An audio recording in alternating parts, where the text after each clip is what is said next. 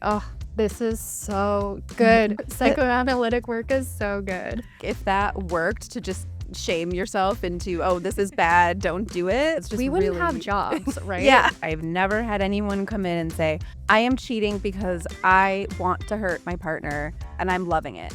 People are tortured by their own behavior. That's the reality, is no amount of understanding is going to take away the fact that, like, that was shitty. And it's always going to be shitty. From your experience, Amalia, why do people cheat?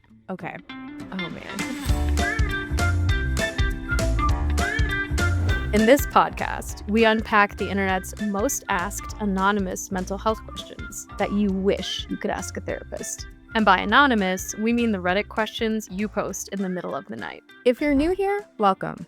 I'm Felicia Keller-Boyle, licensed somatic therapist and clinical advisor at besttherapist.com. And I'm Kristie Plantinga, founder of Best Therapists, and I've been in a lot of therapy. This show is brought to you by besttherapist.com, a therapist directory that vets therapists so you can focus on fit, not quality. You can find your best therapist at besttherapist.com.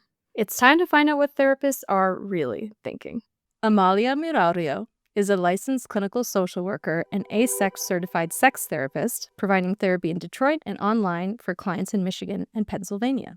She specializes in helping women and gender non-binary clients navigate the complex dynamics of love, intimacy, and self-acceptance. As a therapist who values authenticity and depth, Amalia creates a compassionate space for patients to explore both their conscious concerns and the deeper patterns that shape their lives. Amalia, welcome to the show. Hi, thanks so much. Thank you so much for being here today, Amalia. I think this is absolutely a topic worth discussing, which is, why do people cheat? Yeah, like Kristie said, this is a doozy of a topic. People have incredibly strong feelings about it. And if you've ever been cheated on or suspected that your partner cheated on you, obviously that's such a painful experience. And if you've ever cheated, you're also still a human being, despite what the internet may say. And so we are going to be, handling it with grace and really trying to explore it and bring some nuance and some clear-eyed views to this topic when so much of the internet's advice is just like really, really divisive. And so we're glad that you're here, Amalia, because we need a steady hand at the wheel of this topic, especially with so much heated conversation around it. Yes, absolutely. And I would not take on this conversation with just anyone. I know that you're both able to really bring a lot of compassion and care to something that's so sensitive to so many. Absolutely. I think before we get into the juicy topic of why do people cheat, Amalia, if you can explain just kind of your clinical experience with this, I think that'd be really, really helpful for listeners to know. That would be great. Sure. So when I launched my private practice a little over 5 years ago, I pretty quickly got quite a few inquiries from people who had been someone who had cheated on their partner, whether it was a longer term affair, multiple times, sort of like a one-off, or maybe it didn't involve physical contact, but they had like messaged people. And that surprised me at first because it was nowhere on my website. It wasn't in Psychology Today or like online profiles that I was specializing in that. But I think that when people saw that I had advanced training in human sexuality, I think people felt safer to come to me to talk about it. I think being a sex therapist has signaled a bit more openness than they might feel going to a different therapist. Not that other therapists wouldn't be open, but I think when you're reading online profiles and you're just wanting to signal safety, I think that is my guess as to why a decent amount of my practice became working with people who wanted to understand why they had done this and were feeling like really confused and really ashamed. That makes so much sense that they would look for a therapist with experience in sex therapy, because they're looking for a place that they can go to where they're not immediately going to get judged. And even though therapists are supposed to try to remain impartial, we are also humans. Like, we have our own Yeah. beliefs and values, and it's totally possible that a client would go to a therapist and lo and behold find out that they are not really appropriate to help them with something they're already Mhm. feeling so much deep shame and conflict about. Totally. Like, no one who has cheated needs to be told this was wrong. Like, people know that this It's like wasn't. smoking. It's like, yeah, I know Yeah. it's Right. bad for me, you Yeah. know? Yeah, totally. It's like if that worked to just shame yourself into, "Oh, this is bad, don't do it," like, just We wouldn't have really. jobs, right? Yeah, Therapists wouldn't have totally. jobs if all people had to do was Yeah. acknowledge this wasn't working for them. Yeah. Totally, and we are able to see that when it comes to other types of, like, behavioral changes, but for some reason with cheating, we think if we just say, like, "Bad, don't do it," Just like, then. don't do it. Yeah, then Just say no to people. cheating. Just Right, say no. right. Yeah. So I'm excited to talk about some of the nuance to that. And I think it's important to acknowledge too, for someone who has been cheated on, probably one of the most painful, like, human experiences, I would think. Absolutely. So Totally. I think it's important to say too that, like, if you are coming into this episode, maybe you've even been recently cheated on and you're just like, what the hell happened? And you're looking for some kind of understanding. We see you. We're empathetic to what's going on. So yeah. And I actually hope that we can help if you are someone who's recently had that experience. I hope that us talking about it can take you out of whatever kinds of fantasies you might have that it was your fault, that it was like connected to your own worth. Absolutely. So I want to ask the big question first, and then I'll have a bunch of like breakdown type of questions and some really interesting things from Reddit as well, which we'll get into. So, Amalia, in your practice, why do people cheat? So when I think about why people cheat, I want to think about developmentally what kinds of things happened early in their life. I want to be particularly paying attention to what happened when they were in a developmental stage, thinking about triads. So when they were going from in early in life, thinking about relationships from one to one, like caregiver to child, to thinking, oh, my caregivers have a relationship outside of me. I'm not always in the room. You might have heard this referred to as the Oedipal phase of development, but I don't know if that's too jargony to describe it like that. And I also want us to encourage us to think about it in a more neutral way in terms of gender. A lot of times when people hear Oedipal phase, they're thinking like the little boy is in love with the mom and wants to kill the dad. And I think what's important is don't worry about like the gender stuff and who wants to marry who, but think about developmentally. We're not born with an understanding that two people could have a relationship outside of us. When we are very young, we are only seeing what's in front of us and we are only imagining and experiencing relationships as one exclusive bubble that, it's me and Kristie or it's me and Felicia. It's not all three of us. And the imagining that the two of you have a relationship that I'm not a part of, right? You have this whole world between the two of you that is Mm. private from me. And this is a really hard thing for us to come to terms with when you're really little. And it can be a lot of really big feelings about this, feelings of jealousy, wanting to control, anger, hurt, betrayal. So this is one of the most important phases of development that I am listening for when I'm working with someone who has had an affair or who has cheated. I'm really trying to hear in what ways are these triangles in their mind? In what way did this sort of get laid down in their development? And how is this unconsciously impacting how they're viewing relationships now and how they're behaving when there's a social expectation for them to be one to one, to be monogamous? And if that is full of conflict and unresolved feelings, it might be an impossible structure. And that's different from someone who is choosing consensually to be non-monogamous, right? So I also want to make that distinction. This is not to pathologize people who have effectively communicated and have consensually signed up for a relationship that's not one-to-one. I'm talking about people who have committed to being one-to-one and are not fulfilling that commitment. I love that take on this. I have never heard it presented in that way. Really going back to early childhood development and that developmental challenge we have to move through of beginning to hold things outside of what we can actually see. It makes me think of like Piaget's developmental stages that children when they are really young like do not understand that objects continue to exist when they are not visible to that child. Right? So in their minds, if it is not visible, it literally doesn't exist anymore. That's one of the reasons why peekaboos can be so thrilling. Because for a moment, you have gone. You have Mhm. completely Mhm. disappeared, and then you reveal your face again. It's like, "Oh my gosh, you, like, emerged out of nowhere."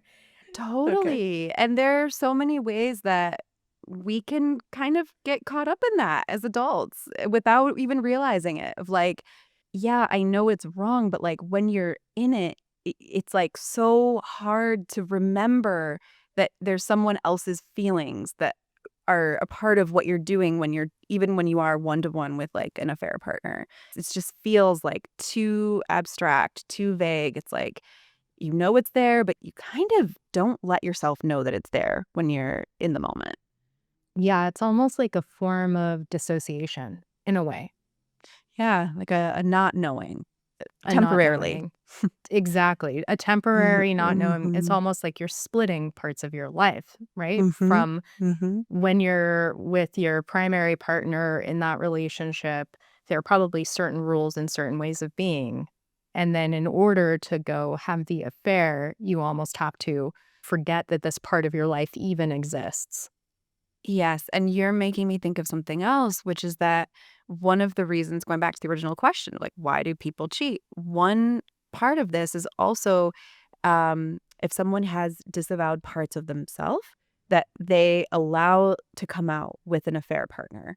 And that could be something sexual, but it could be something they aren't even really aware of that isn't sexual, but is like, oh, this person has experienced trauma like I've experienced, or this other person just like gets this other part of me, something that they have split off from the way they are with their primary partner. And it might be because that part of themselves like truly isn't welcome in the primary relationship or understood, maybe.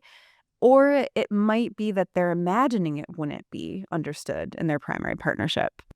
Or is it maybe they don't want that part to be known for a while? I That's a imagine very good too. point. That's a Mhm. very good point. Yes, it's a part that is riddled with the conflict and shame, or they're afraid of knowing that part of themselves.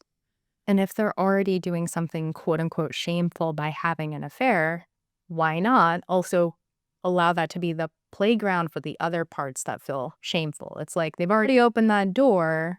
Maybe this is the place where I just get to be messy and I get to be all these different parts of myself that in my waking life, my other life, I'm Mm. not allowed to be because I'm not like that. I don't do bad things. I don't do wrong things.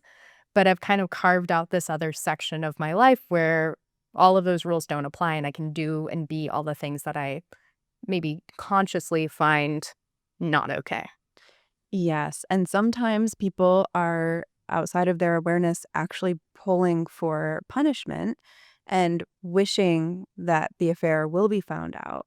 Of course, they like don't want it to be found out in their conscious mind, but they might do things that suggest otherwise, like, you know, leave some kind of evidence out for a primary partner to find. Mm. And it is so counterintuitive that they are working so hard to not be found out and at the same time are doing things to be found out. And there might be different reasons for doing that. Like you said, there could be a desire to get caught and to be punished. There could also be a desire for all of the hiding to stop Mhm. so that Mhm. they don't have to be torn between these two different parts and they can just resolve it. Something is going to happen, something's going to need to have to change, but they wouldn't have to keep on holding this big secret anymore. Mm. Yes, and that could be a repetition of other times they've needed to hold big secrets, a repetition of, like, wishing for, uh, caregiver to help them with something they really needed help with. So a pull for like, I don't know how to make good choices. So can you find this out about me and start to be the one in control of my life? Can you start to be like the person who's helping me in a way that feels like caregiving by Mhm, mhm. like monitoring me? This Mm. feels like our most psychoanalytic episode I so know, far, this and is, I am like, having deep so in much. this stuff. Yeah. This is like a Yeah, this therapist, is like, good. playground, like, "Ooh." Yeah, exactly. All of these, like, interpretations, like, it makes sense to me that this is a topic where a psychoanalytic approach would be really appropriate, and I would love to hear like, could you tell listeners a little bit about what, like, a psychoanalytic therapy approach is? How would you describe this to somebody who is seeking therapy? Oh, I would love to. Because the more I learn about psychoanalysis, the more I cannot get enough and I'm so pulled in. So psychoanalysis is a way of working that is typically pretty intense and really relies on this belief that we have our conscious mind and an unconscious mind. And at like the most basic, that's what you need to know. Is that like something like CBT is really useful for understanding your conscious thoughts and working with your conscious thoughts.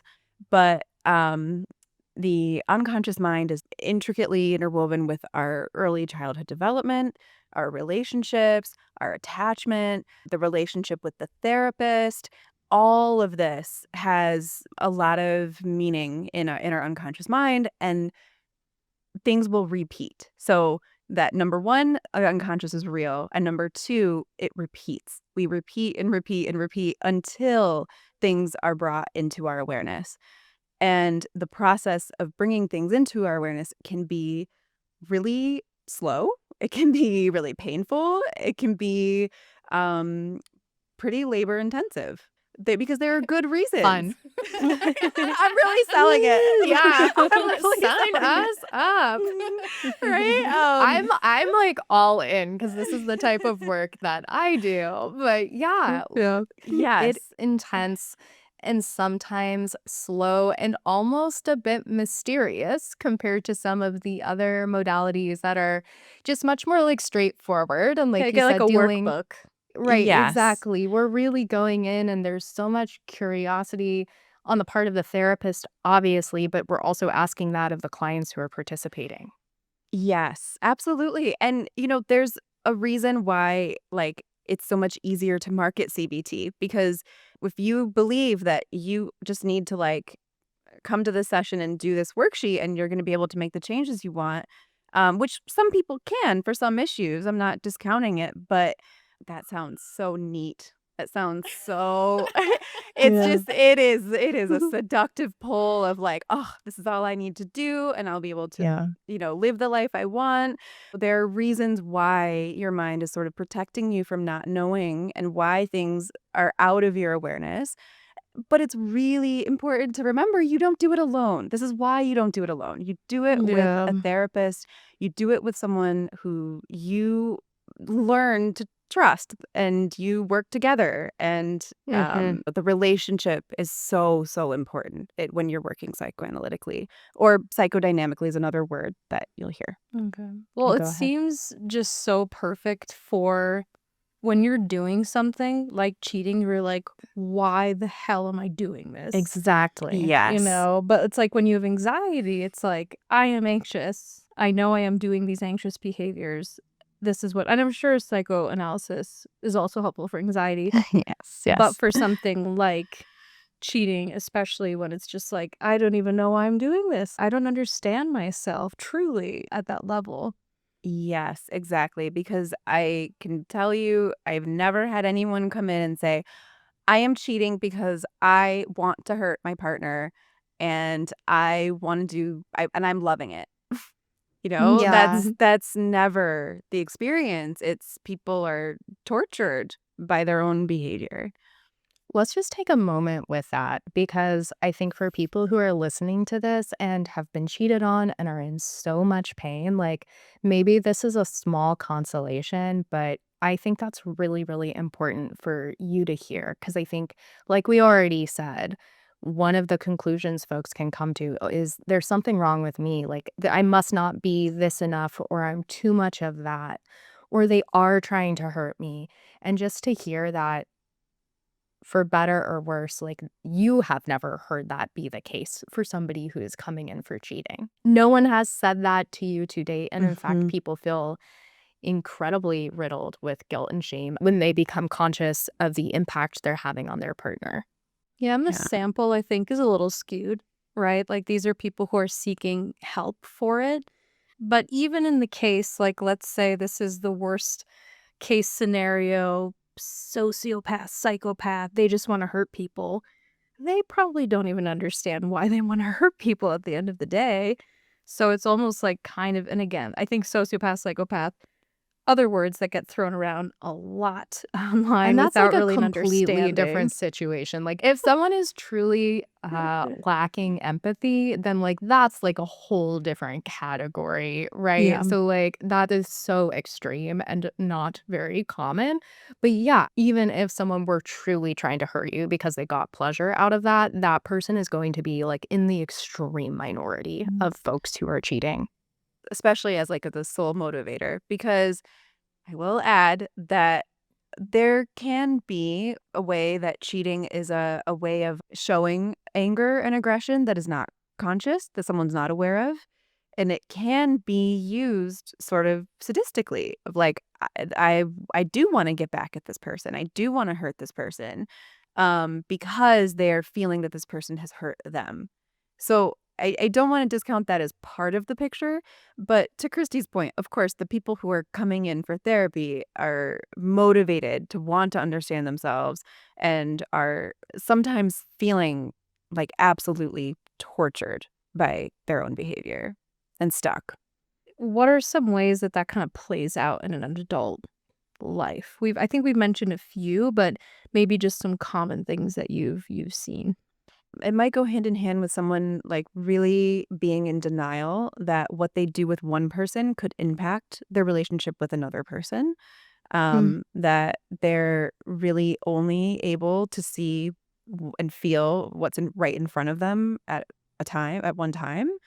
If there is a sense of, like, wanting to get back at someone for something, it could be that they are feeling really jealous of how their partner's interacting with someone.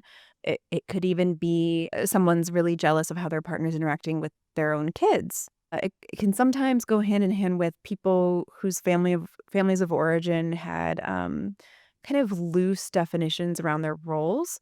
So a term that the internet is all over the internet is like parentified child, right? So if someone was, very parentified and their role as child was not really protected in their family, there can be a sense of not understanding the need to protect roles of relationships. Like, if you feel attraction for someone, it doesn't mean you have to act on it. You can stay in your role and stick to your commitment. So there's a lot around like boundaries, a lot around being able to keep in mind other more than one person at a time, Hmm. and a lot about like the role in relationships and understanding your feelings without losing sight of the role that you've agreed to be in. That makes sense to me, and I do think the boundaries thing does kinda come up, so maybe it's like kind of an office romance. It's like knowing, when to not be alone with someone or knowing that, like, hey, probably getting their number isn't a good thing, but when you have less of those boundaries just because you learned them growing up, it's gonna be easier, of course, to cross them because they don't really come to your mind as much. Is that a fair assessment? Mhm. In a way, being able to separate fantasy from reality. That, there's a lot of fantasy about how things will be different with someone else, how you'll be different with someone else, and it doesn't work out that way. But, it can seem so appealing. Okay, well, I think this will be a hopefully particularly healing question that I would love your opinion on. And this is for people who have been cheated on and also people who have cheated. And that is, can you truly love someone and still cheat on them? So Another disclaimer. I think it really depends on your personal belief system around love. I think love is a word that means something different to everyone, and there will be people who, like, absolutely have drawn the line that you cannot love someone. It means you don't love them if you cheat on them. And if that's your personal belief, like, that, I'm not here to try to convince you to stop believing what you believe. But for me, I think yes. I think you can love someone and cheat on them. You probably are noticing in with the way we answered that whole first question, none of it was about the partner. None of it was about here's what this other person has done or what they're lacking that has made someone cheat. It's all intrapsychically focused on the person who's doing the cheating. And it really doesn't say anything about what's happening in the dynamic between them or what their feelings are for their partner. And that's probably its own conversation. But, we're really thinking about what's happening in the mind of the person who's doing the cheating.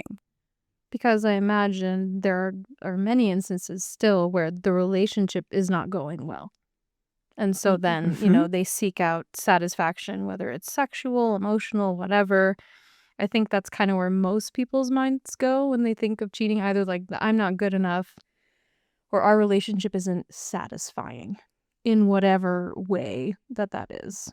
Yeah. And that might be true that the relationship isn't satisfying, but that still doesn't touch the question of love for me. Yeah, I'm really with you here. Everyone has a different definition of love. Which is so crazy to me. Yeah, I don't know, this just, like, is not being, like, a therapist. I'm like, "I don't talk about what love is." I'm like, "Love is love, you should know." that is so annoying. I remember being a kid and, like, dating my first boyfriend, like, when I was in high school, and he said he loved me, and I was always like, "What does that mean? Like, what does it mean to be in love?" And I remember, like, asking my other, like, 16-year-old friends what love was, and I've never really found a satisfying answer, and certainly not one that's universally accepted. And so I think it really does depend on your definition. And when cheating happens, you are probably in a situation of having to maybe redefine what love means to you, whether you're the person who is doing the cheating or the person who has been cheated on. Both parties may have told themselves that if I cheat, that means I don't love someone. And then maybe it happens and you're thinking, well, I want to continue this relationship. Okay, well, it sounds like you have to update your definition of love, right? Mhm. What Mhm. does it mean? Is it possible to cross that line and come back from it and decide that you do, in fact, love each other? Because I can imagine a world in which, lots of people actually have been through this, right? And decide Yes. to stay together. Mhm. And it does Mhm. require an update in the definition. That's just such a personal journey and personal choice. And again, I think with everything related to this, people really want like a concrete, like yes or no. Mhm. And this is Yeah. annoyingly another one of those places where we're going to do the Hmm. therapist thing and say it depends, right? Yes, totally. And if I'm working with someone who has been cheated on and they're grappling with that question, we're going to grapple with it for them. Like what does it mean to them and how does that connect with their own development and their own beliefs, and we want someone to really understand their whole self as much as possible, not for me to say yes or no, right? Exactly. Yeah, a therapist or your 16-year-old friend. Both great Both resources great on this resources. topic. But Um, they can't give you the answer that's right for you. That's something that you really have to discover and define for yourself. And it's likely something that's going to get updated throughout your lifetime and should, right? Like my definition of love as a 16-year-old is not the same definition I have today. And thank God, Mhm. right? Yes, and, I think one way of defending yourself against all of the hard feelings that come with those questions is to actually focus on your partner's inner world completely. So, if you are someone who has been cheated on and you find yourself in your own therapy sessions really wanting to focus on why your partner cheated and understand their traumas and their inner world, there is maybe something happening there that you're trying to protect yourself from all of the difficult feelings that come with facing the reality. Like maybe there's a fantasy that if you understand totally why this person did it and what's happening in their inner world, then it won't hurt as much. And there might be some truth to that, but I would also encourage you to think about what could be repeating in your own life when you're facing these big decisions of do you stay, do you go, what is love to you? Those are questions that you really want to work on, thinking, okay, where else in your life have you faced these types of questions? When else have you felt betrayed? When else have you felt like totally blindsided by something? And what are you feeling about that? And I think you'll find a lot of wisdom in coming from that place, even though it's like so tempting to think like you just have to get to the bottom of why your partner did it, and then it won't hurt. It's still going to hurt. Yeah, that is, I think, one of the hardest things to face about this, that some things that happen in life hurt and they will always hurt to some extent. That was actually one of the best pieces of insight, wisdom I ever got from a therapist. It was the first time I worked with a therapist. I was talking about something that was really, really old for me and really, really painful. And I would say, man, I just want to get over this. I'm so tired of being upset about this. And the therapist said, well, Felicia, what happened was really sad. And instead of like wishing or like hoping or pressuring yourself that you would get over it, what if it was just okay that it was sad? And I was like, "Oh my gosh, I had literally never considered it." I thought because this was, over a decade ago, it shouldn't hurt anymore. And I think that's the reality is no amount of understanding is going to take away the fact that like that was shitty and it's always going to be shitty. Like, and that's Mhm. okay, Yes. Yes, right? yeah, that's so beautifully said, and that your therapist is there to be with you in that, and it's not just about let's intellectualize and move past it. Let's try to use your sessions to psychoanalyze your partner. It's more about like let's just be in that together and we'll understand what this means for you. Beautiful. I know. We Mm. always have the moment where we're like, oh, Uh, our every hearts. episode. Just feeling so like calmed down and like, just so touching. So, what does Reddit have for us, Christy? Now that Oh, yeah. it was interesting, doing some digging on all of this because the question, why do people cheat, of like all the research I've done for our season so far, this question was asked like 100 times more Wow. than like anything else. So this is from the subreddit Ask Men Advice. It was only posted 15 days ago, so it's nice and fresh. Why do people cheat instead of just ending the relationship? Something I've never really understood. Why do people, men or women, cheat? What's usually the main driving factor that triggers someone to cheat in the first place? If you're unhappy in a relationship, whether it's physical, emotional, or whatever, why not just end it instead of going behind your partner's back? To me, it seems like cheating causes way more damage in the long run, not just for the person being cheated on, but also for trust in future relationships. Would like to hear from people who have either cheated or been cheated on. What do you think the root cause really is? I would be curious to hear if there's anyone in the comments who has done the cheating and had an Mm. answer. It reminds me of what, the example you used earlier of like, why do people smoke when you know it's bad? It's like, yeah, Because do I they also agree? like it. Yeah. Like Yeah, there's something gratifying. Like, so yes, do I think it's a better idea to say, I'm unhappy, I need to part, I don't want to hurt you, like, and go your separate way and then start a new relationship? Of course. Like, I don't think that's really up for debate, but that there's something gratifying. There's something that's being repeated, some kind of conflict that is deep within them that they're trying to work out. I asked, what anyone in the comments had to say because I would be surprised if anyone really knew. Like if anyone responded with something that was really well thought out, or if they're kind of like, I don't know, it just seemed hard or impossible. Yeah, to be honest, most of it sounds like it's people who have been cheated on saying stuff like, comes down to people wanting to have their cake and eat it too. He wanted the status and normalcy of the lovely wife and children while living the single life. She wanted the nice house in the suburbs while paying less than a third of the rent and none of the utilities, but wanted to party like she was still single. So I think maybe that's the perspective more of people who have been cheated on, or maybe like know someone who have been cheated on, and that was kind of their reflection. Because I think Mhm. because of all the shame, probably even on Reddit, people don't really want to be like, "Hey, I cheated," and everyone's gonna be like, "Fuck you," you Yeah, know? exactly. I was gonna say Reddit would be the place if there were to be a Yeah. place. Yeah, they would probably get their asses handed to them, even Hmm. though it's like, I think it's a fair question where it's like, why wouldn't you just end it? But I mean, we've already gotten into like all the reasons that people don't.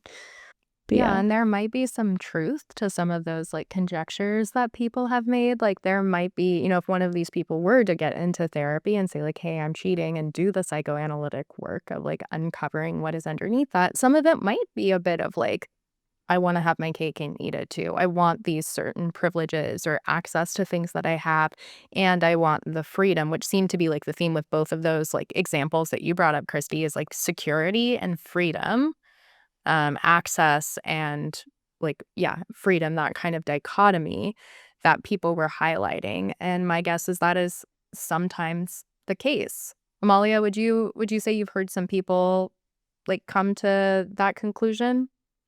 Yes, and I think I've used throughout the episode the language of, like, inner conflict, and I think what you just explained is a perfect example of what I mean when I say inner conflict, of wanting closeness, wanting intimacy, wanting connection, while also, having some fear that intimacy will mean their freedom is gone, and doing something to try to hold on to their freedom, whether it's true or not that the intimacy would, like, in a tangible way impede upon their freedom. Um, Right. because of course, remember, they have chosen, presumably, to be in this Of relationship their free will. of their free will, but it feels, right, in an unconscious Right. way, it feels like they will be trapped or annihilated or, like, smothered, Mhm. like, but they still want the intimacy. So that's a perfect example of what I mean when I say inner conflict, and it shows in this kind of behavior. Absolutely. So those like really deep core needs that all humans have for a sense of closeness, belonging, intimacy, and also for freedom, individuality, autonomy, and this ability to express oneself. And those are often like at the polar ends of the same spectrum, right? And we need Mhm. both. So if we Mhm. don't know how to really feel as if we're getting both in the context of our primary relationship, if we feel like that is the place where we can only get one of those needs fulfilled, like this is where we get all of our intimacy and closeness and belonging, but I have no idea. I haven't really negotiated or figured out how to get a sense of freedom within the context of this relationship. It may at sometimes feel easier to go cheat. And what's happening when you do that is now you possibly have this like really intense inner conflict, but that's somehow still less work for you than figuring out how to get both needs met in the context of this relationship. And again, that's where like the psychoanalytic work can come in of really understanding what is maybe the work and the effort that you're avoiding over here, because even though this is so torturous, it somehow feels like less work for you. So is that really true? Can we investigate that together? Yes, and the negotiation of the freedom, like, is within the relationship, but it's also sometimes it doesn't matter what's happening in actuality in the relationship.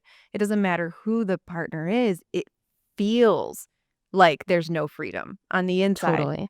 because there was, some kind of earlier experience in the way that you initially were relating to caregivers of feeling, like, totally, impinged upon, and so you play that out with your partner even if your partner isn't the one doing it.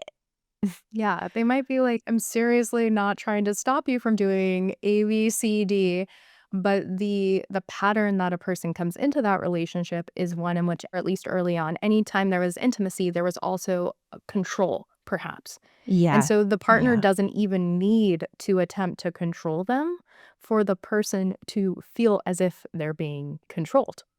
And at the end of the Mhm. day, you could go from relationship to relationship to relationship, cheating, burning bridges, always feeling as if this other person is trying to control you, and maybe that's not even what's going on. And you'll be wondering Mhm. why this is happening, and maybe even come up with ways that this person is trying to control you without bothering to check if that's true or not, or trying to create something different. And you could stay Mhm. stuck in this repetition cycle like you were speaking to earlier. Totally. And what we hope for is that that then repeats with the therapist, right? Why are you charging me this cancellation fee? Exactly. Why are you telling me I can only come at this time, or like whatever the thing is, why are you trying to control me? And we want that kind of thing to happen with the therapist so that it can be talked about and processed, and that cycle is broken. Exactly. Oh, this is so good. Psychoanalytic work is so good. I did find an interesting comment, and I want to Oh, say these yes. are not the opinions or beliefs of necessarily anyone on this Uh-oh. podcast, but it's giving a little more nuance, I think. And actually, no, Okay. Amalia, now that I'm reading all these comments on this, I'm like, maybe I am afraid to release this episode because people are in it. There are a few different reasons that overlap. A lot of it is status. Being in a committed relationship in most cultures is socially superior to being single. This is especially true in conservative circles, but it's true across the board. There's also a mix of two reasons: a genuine desire not to hurt someone else, and cowardice. Almost all of us are afraid to end a relationship that we know isn't working for us. Part of it is that we genuinely care about the other person. We wish the relationship was better. We don't want to hurt the other person. Yes, cheaters inevitably hurt their partners more down the line, but no one ever said humans are rational. Our brains are geared for short-term social analysis, not long-term. The cowardice largely comes from the fact that we can't prove that our reasons for ending the relationship are good enough. There are going to be people that we care about who hate us and think we're a bad person for ending a good relationship, even if the relationship wasn't good for us. This is especially true for married couples where divorce is almost universally understood as a negative thing. Lastly, it's that sexual attraction is known to reduce cognitive capacity. You are genuinely dumber and more impulsive around someone when you are sexually aroused. This causes a feedback loop. Being around the affair partner feels really fucking good, just like being around anyone you're attracted to feels really fucking good. Then you aren't around them and you feel like shit. You're guilty as hell. You know you're doing something awful and wrong. You tell yourself you're going to break it off, confess to your partner, or maybe even end your current relationship. But wanting to do those things and having the courage and self-esteem to actually do it are two separate things. Cheaters universally have extremely low self-esteem, even the narcissistic ones who are being deliberately abusive with their cheating. And of course, that is sometimes the reason too. Sometimes a cheater is just a narcissist who doesn't give a fuck who they hurt as long as they are getting their validation. Damn. Damn. I appreciate their honesty and that they took the time to really think and to type They that hashed out. it out. Yeah. They Yeah, did. that felt really nuanced, Mm-hmm. like super insightful. And I hear how much that person feels powerless. They are feeling like everyone else's rules and expectations matter more than what they want for their own life. And they're not really able to hear themselves. And it's tough to know if this person actually cheated. They don't I'm say. like, is this person a therapist actually? Like, Yeah. I would encourage that person, if they have cheated, to get some help making sense of where they can have more agency in their life. That it sounds like they feel really, really burdened by what other people expect of them. And the compromise they've made is possibly to cheat. But that's not the only way. yeah. And I think what's so important about this is that if this is a part of a really, really early pattern, then it is likely to be repeated, not because it's cheating, but just because it's an early pattern. And if Mhm. it is not resolved, if there isn't a new path forward, it's likely to get expressed again and again and again, maybe not just as cheating, but in a multitude of ways. This could show up in someone's career. This could show up in their friendships. This could show up in all different areas of their life if they've got an issue around intimacy, freedom, control, right? This is going to be a theme across relationships. And it's going to obviously manifest differently depending on the area of life, but it is probably going to continue to cause them problems. And again, if they don't take the time to really understand the underpinnings of it, it's just going to get repeated again and again. Absolutely.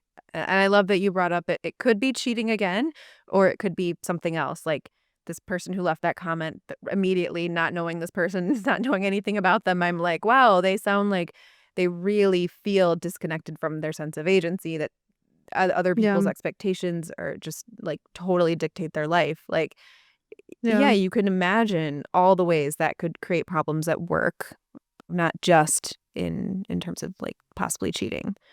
And we don't even Mhm. have time to get into I was getting some also like a man does this, socially acceptable that. Like I was getting some of that too. We literally don't even have time to get But it matters. Yeah, Yeah. social Yes. yep, social context absolutely matters. And, we can talk about it sociologically. We can also talk about like the collective unconscious and the way that these things Mhm. like infiltrate our minds.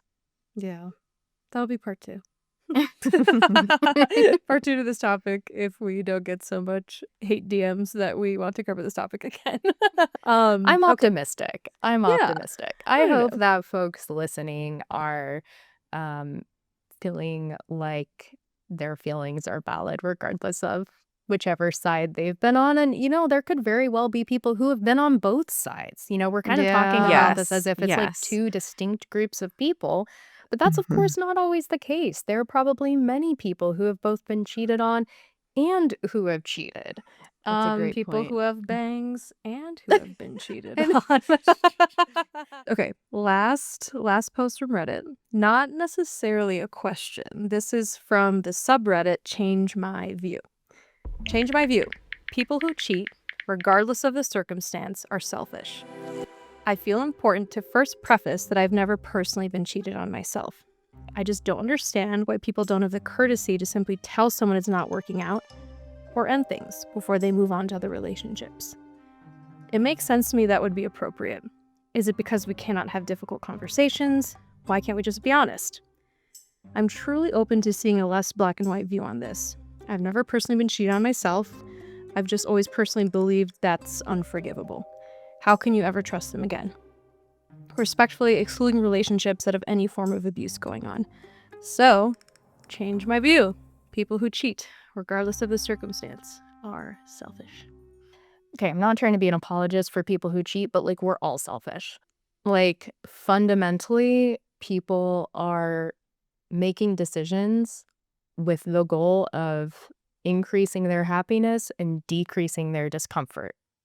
That's how we're moving through the world. Now, it's not that we can't make decisions that don't prioritize that, but under most circumstances, that's like part of how we operate through the world. So I think the answer is probably like yes, there is obviously a degree of selfishness in this. But to me, that just feels like fundamental and more like a matter of degree. Amalia, what you were saying earlier is there might be kind of like ways that someone who is cheating is actually in their own mind, like in a roundabout way, trying to prioritize their main partner's feelings and probably also the feelings of the person they're cheating with, right? It's like, well, if I tell the person, that's going to hurt them. Either Mhm. way, kind of like the commenter on the previous post said, if I tell them I don't want to be with them, it's going to hurt them. If I cheat on them, it's going to hurt them. I'm kind of like, this is a lose-lose situation. So they might be, and again, I'm not trying to like defend people cheating, just trying to like illuminate it. But it may be that like in that moment, somehow this was like the best outcome they could come up with. Like I'm gonna like both try to like hurt them the least amount possible while also hurting myself the least amount possible. And this was like the best I could come up with for right now, even if it's still overall not great.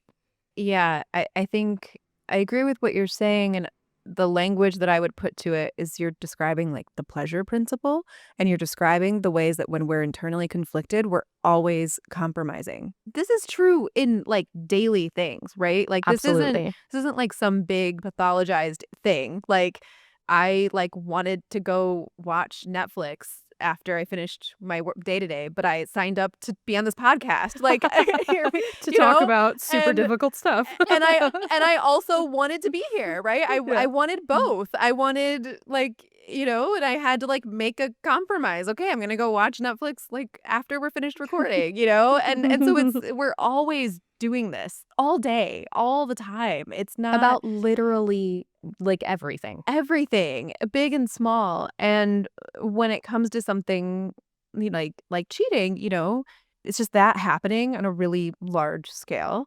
Exactly. And I think we have such a hard time thinking about it though, because of how significant the morality is around this. Like morality, I just hear this whole conversation online happening through the lens of what's right and wrong. And morality is just not going to take us where we need to go. It's just not enough to That's help a us. great point. Yeah, you're right. Like, all of these conversations are basically some version of, like, is this right or is it wrong? And if it's wrong, then, like, we can just treat this as something that's totally wrong and, like, this person's 100% bad, and we can kind of, like, wrap this conversation up and move on with our lives, right? Or is it good? And of course it's not good because it's so clearly bad. We're kind of like, it's not great, obviously, and we can't really boil it down to just that.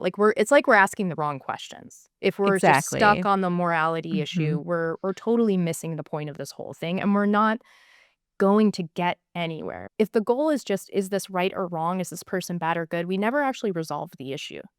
So is the goal Exactly. to make a moral decision about this, or is it to actually resolve it? Damn.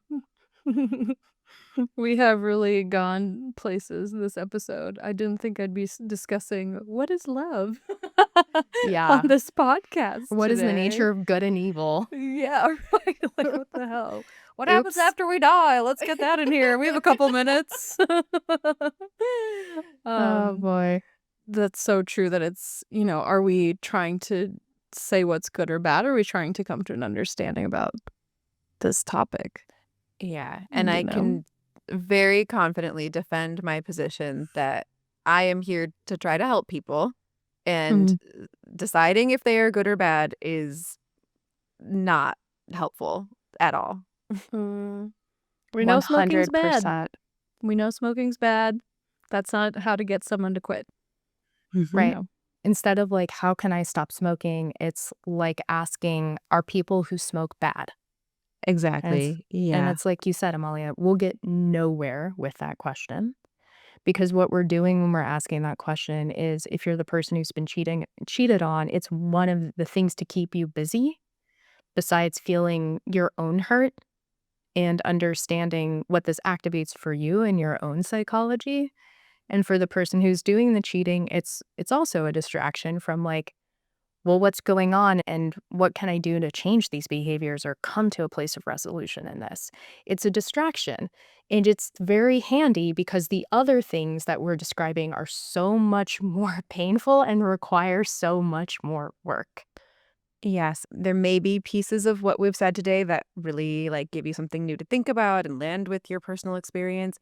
And there might not be, because you might have, some other type of inner conflict and inner issue that like we didn't touch on today, because Yeah. Absolutely. everyone is so unique. And that's one of the things that makes this work like never boring, like always, like so fascinating, and will just Yeah. never get old. I Mm. hope this is bringing people some comfort. Like, there's nothing wrong with going on Reddit and like asking to be seen in some of your darkest moments. And if what you're actually wanting is to get a real resolve in yourself to feel better about yourself, to find a path forward, if you've been cheating, to like change your behavior, like really the answer is to do work on yourself. There's no way around that. There's no shortcut? There's no short. Once again, we discover on this podcast that there isn't a shortcut. Well, then Just I'm kidding. out. Forget it. No, totally go find a therapist regardless of which side of this equation you may be on. And I hope we've made a case for like the power of depth work, which is like another thing you might hear psychoanalytic therapists use. Like this is traveling from the tip of the iceberg, the conscious mind, into the much, much, much, much larger and deeper base of the iceberg, the underwater portion of the iceberg. There's so much to discover in there. But don't go alone. Take Don't someone go with alone. you. Don't go alone. Well Don't said. underestimate it. And it's really, really powerful. And it's, I think, some of the most like profound types of work that we can do in Yes. therapy. There's so much freedom on the other side. That's Yes. the word for me is Yes. like if you are feeling tortured by your own mind and your own choices, like there is freedom on the other side. Beautiful. One of my teachers says, the bigger the fear, the bigger the freedom on the other side. And that's exactly what you're saying. Like the bigger the fear, the bigger the trepidation, the more stuck you feel, the more freedom is on the other side of working through that. So you have so much to gain. If you feel like you're a person who's been stuck in patterns, whether that's being cheated on or cheating, there is actually a way out of that. You aren't stuck in this pattern for the rest of your life. You're not damned to unfulfilling relationships. But the only way out of that in most cases is to get in there and get your hands dirty, and doing that with somebody who you can trust. One of the best ways to do that, in my opinion, is to go on a few quote unquote first dates with different therapists to see what it feels like to connect with them.